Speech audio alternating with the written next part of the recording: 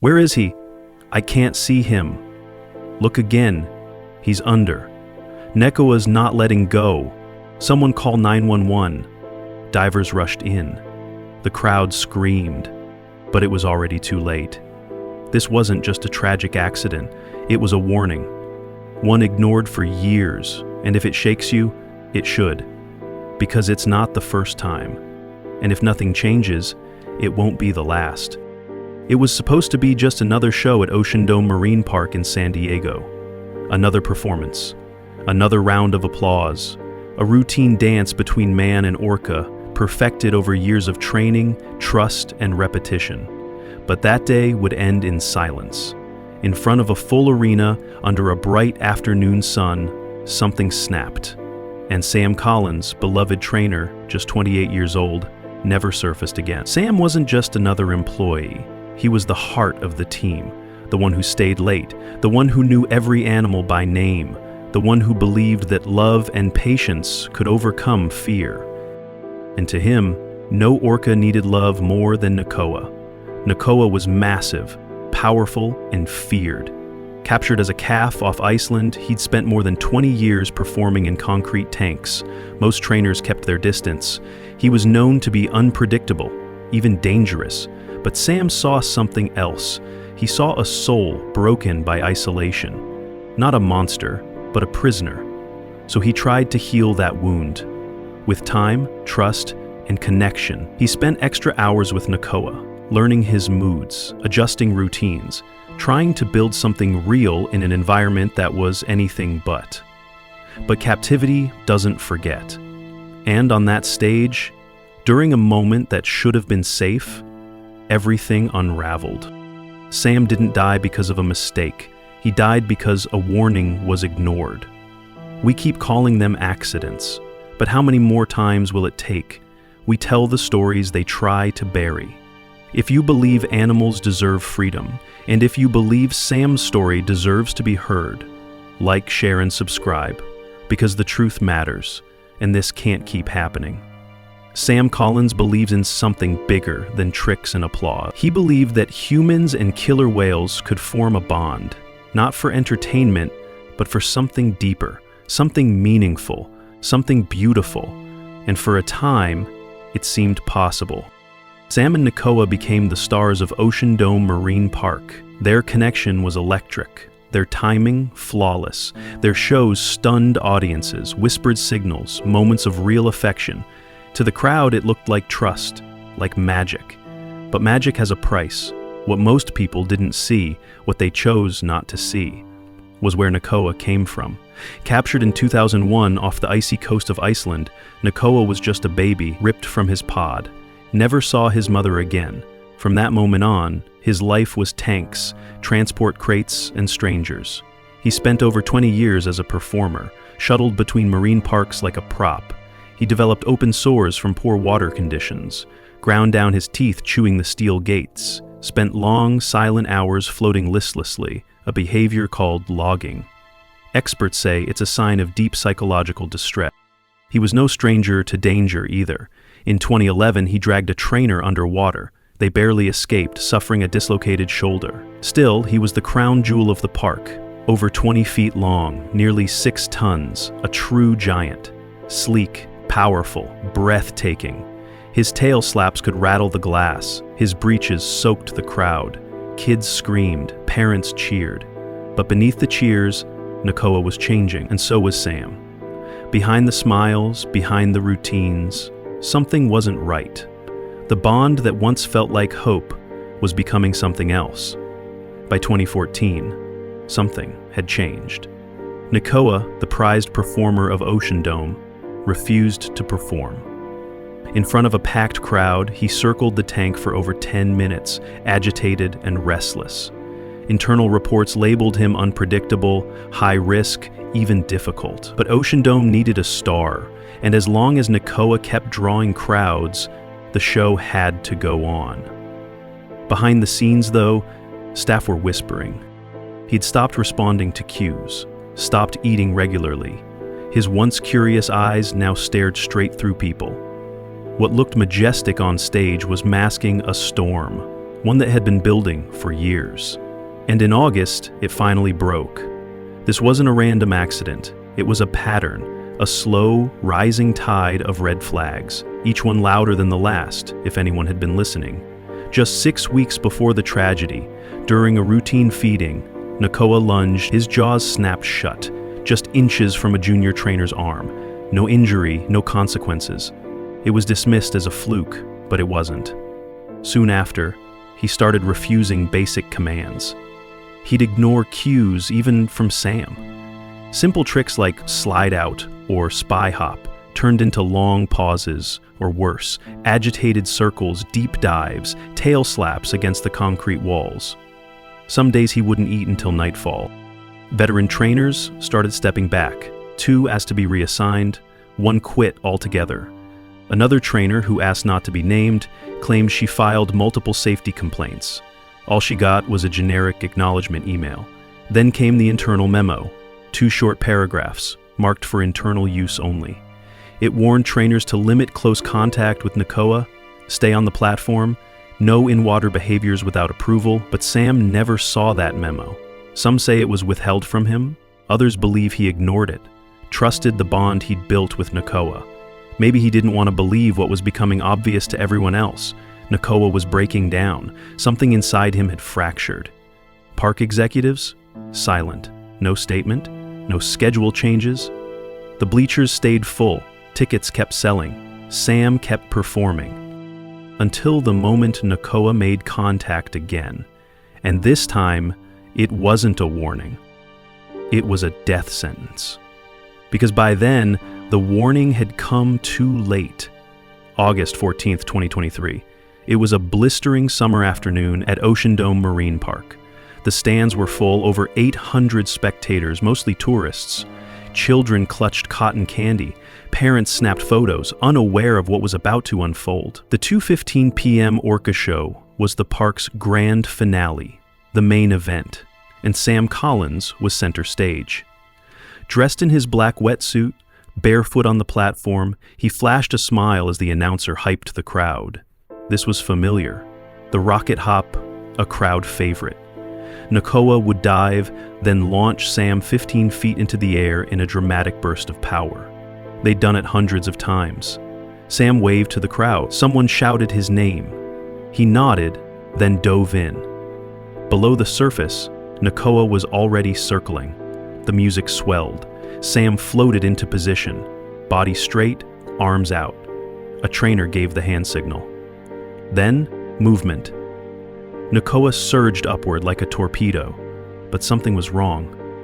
Instead of lifting Sam, he slammed into him. Hard. Sam was thrown sideways through the water.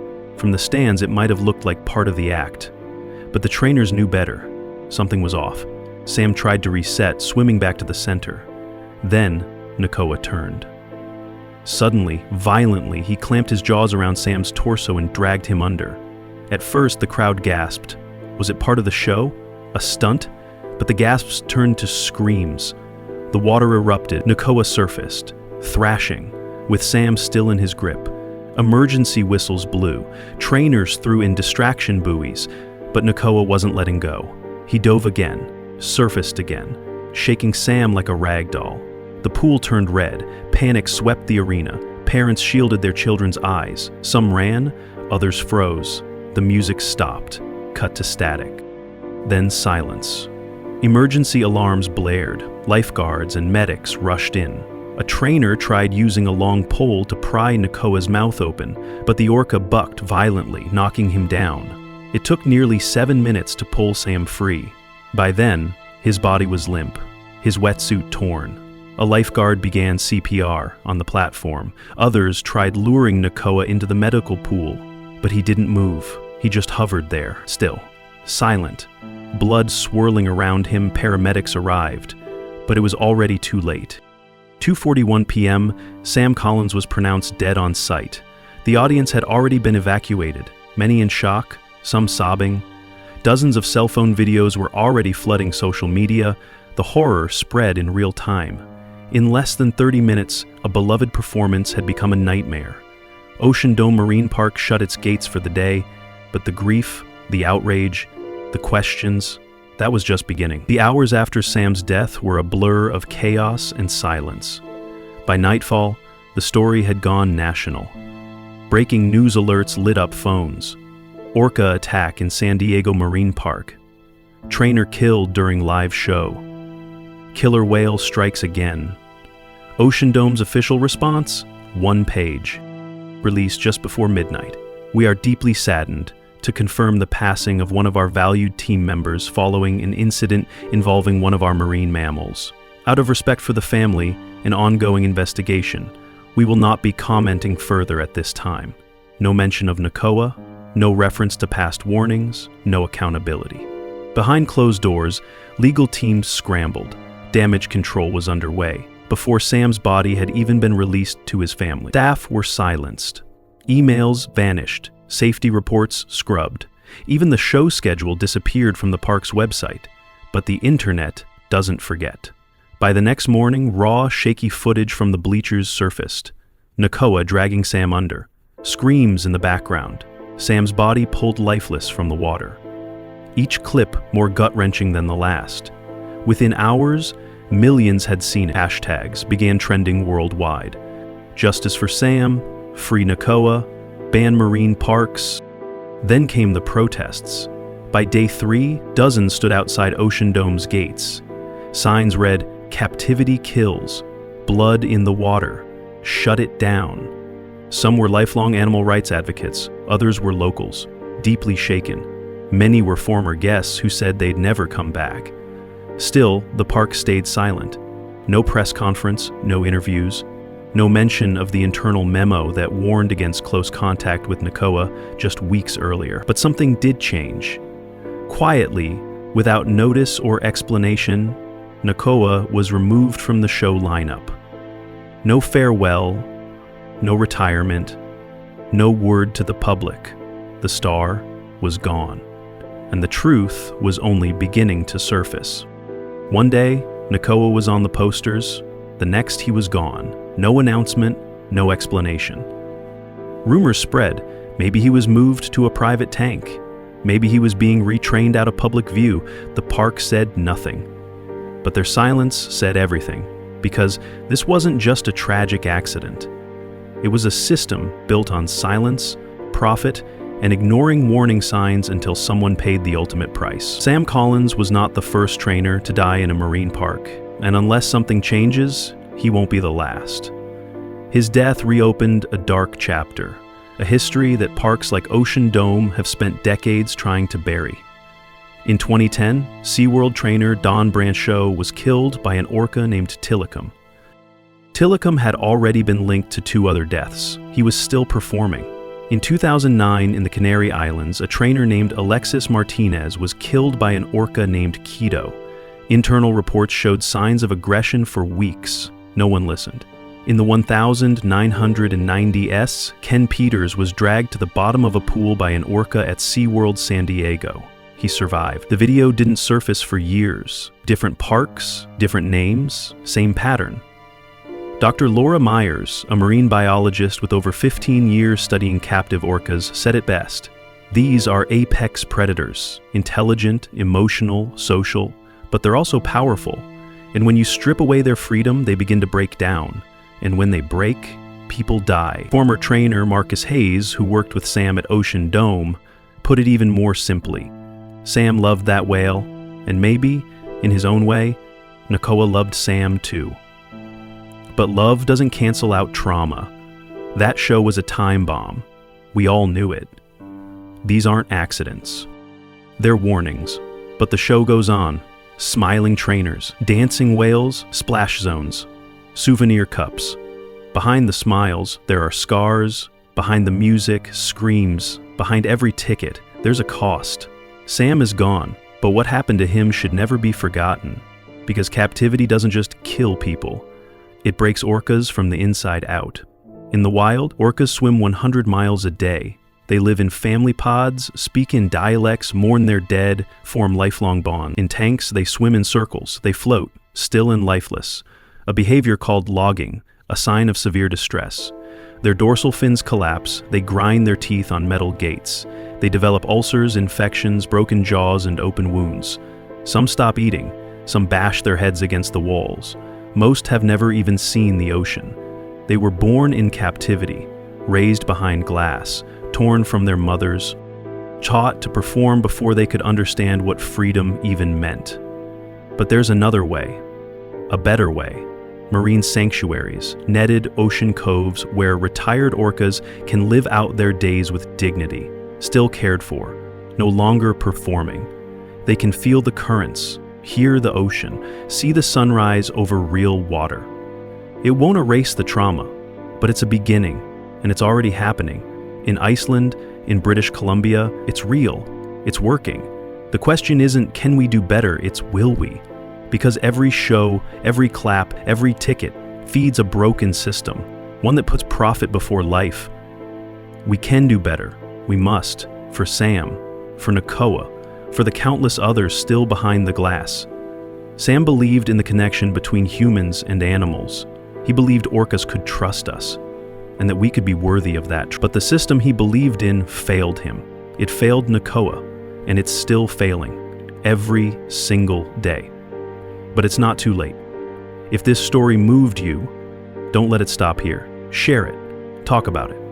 Support sea sanctuaries. Demand accountability. Challenge the illusion. Because when we stay silent, the cycle continues. For every trainer unaware of what might happen, for every orca born in captivity who will never know the sea, do it for Sam.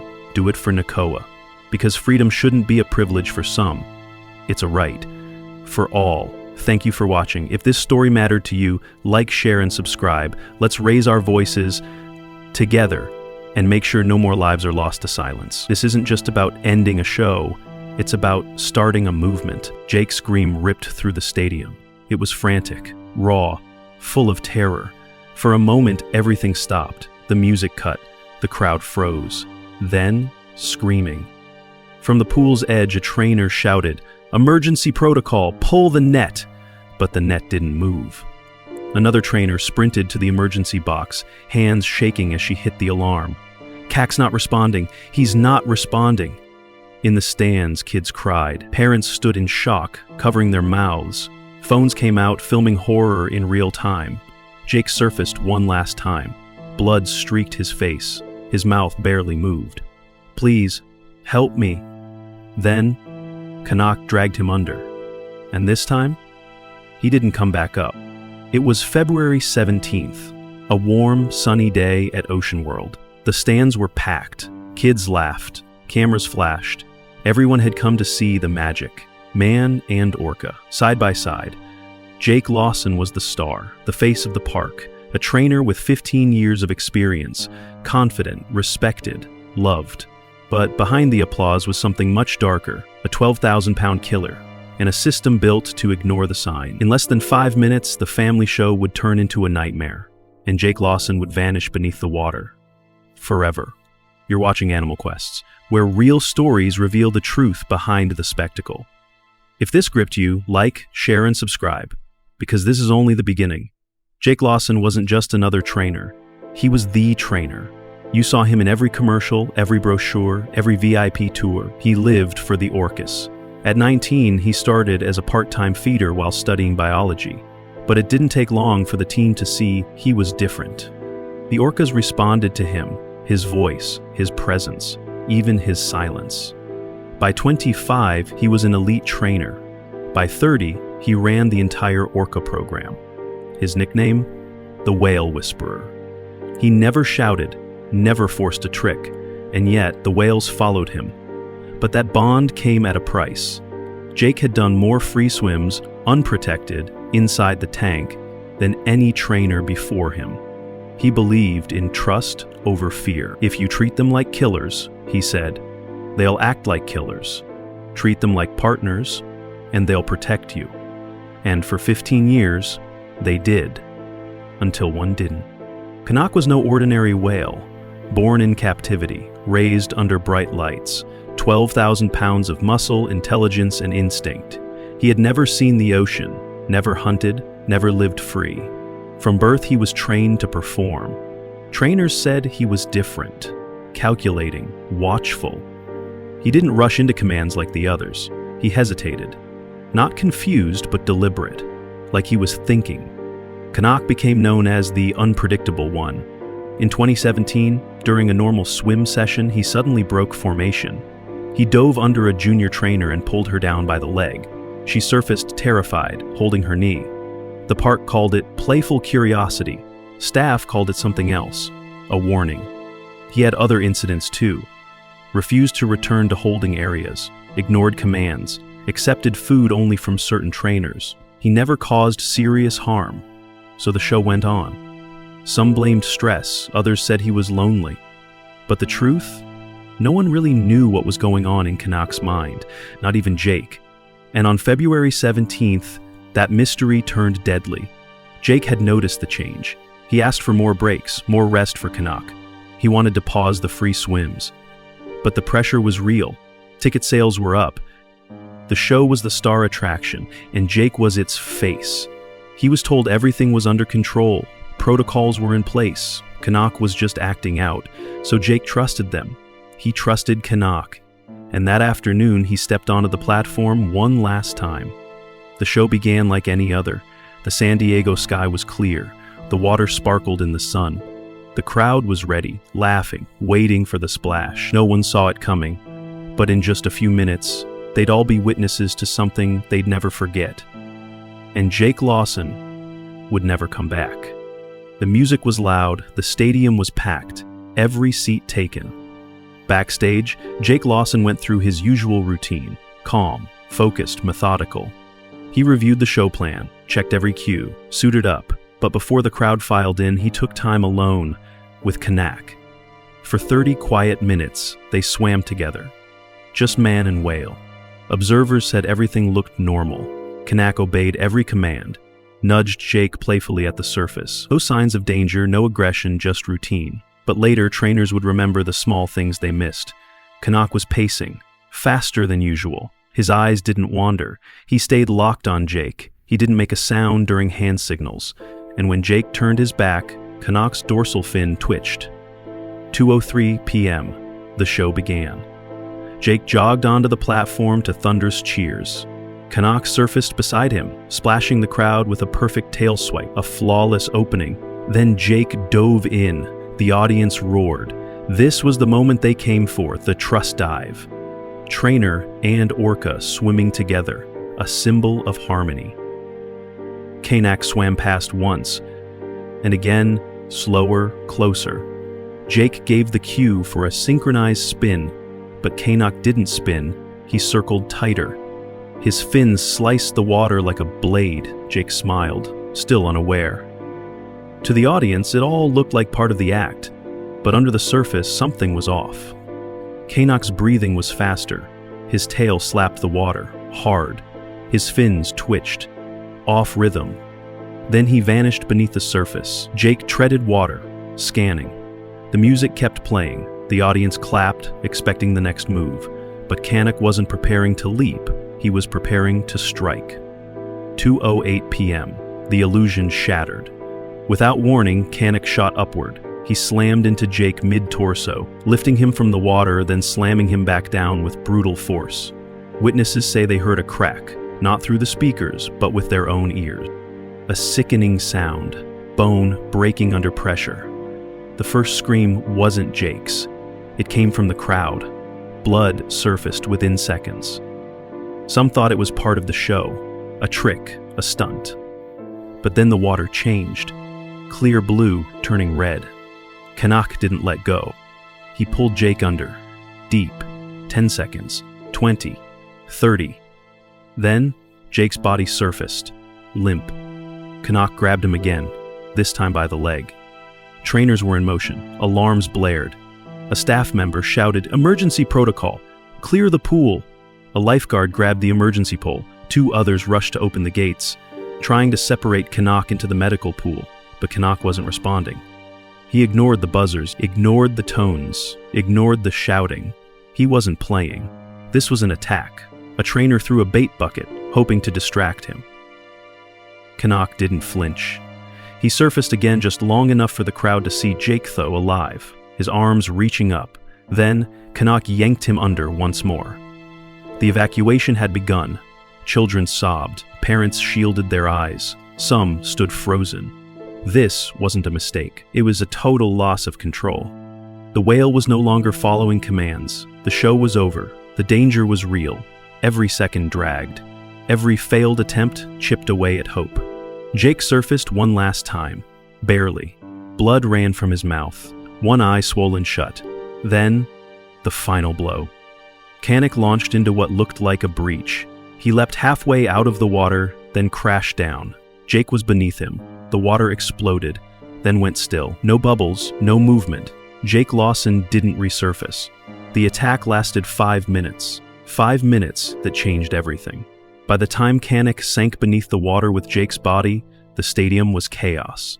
The crowd had been cleared, but backstage was in panic. Emergency nets didn't deploy. Gates didn't close in time. Every system meant to protect Jake failed. The gates jammed. The nets never dropped. Canuck stayed in the main pool, circling slowly with Jake's lifeless body dragging behind. Every few minutes he surfaced, almost like he was showing off, like he was in control now. Jake had been underwater for over 7 minutes. Finally, after repeated signals and failed attempts, Canuck let go. Jake floated to the top, motionless. The dive team rushed in. They pulled him out, laid him on the platform. His wetsuit was shredded. Blood poured from a deep gash along his side. One arm was twisted the wrong way. His lips were blue. CPR began right away. Chest compressions, rescue breaths, again and again. A paramedic on scene later said, "It was the longest 10 minutes of my life. I kept trying to bring breath back into a man who had none left." At 2:41 p.m., Jake Lawson was declared dead. The autopsy said blunt force trauma to the chest and head, multiple rib fractures, internal bleeding, and drowning.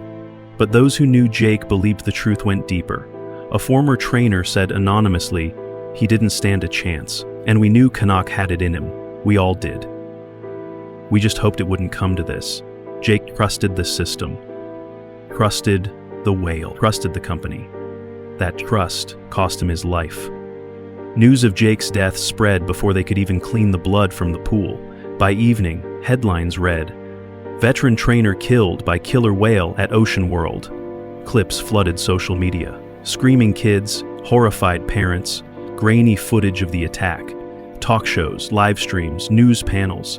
Everyone had a take.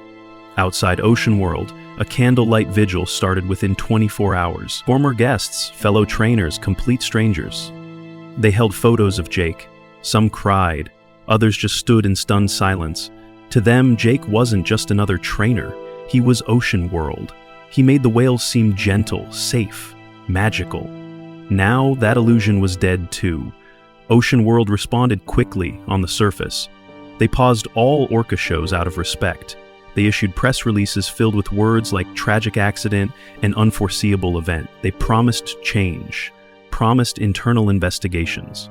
But behind the scenes, a different truth was forming.